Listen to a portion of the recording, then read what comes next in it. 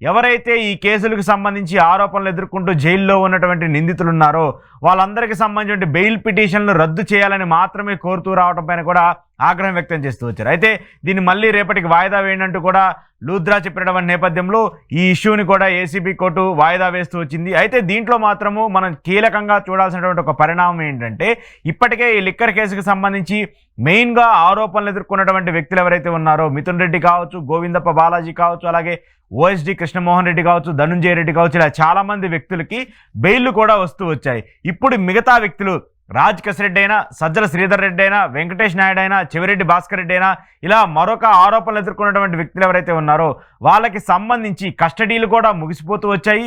3 సార్లు కస్టడీలు కూడా పొడిగిస్తూ వచ్చాము.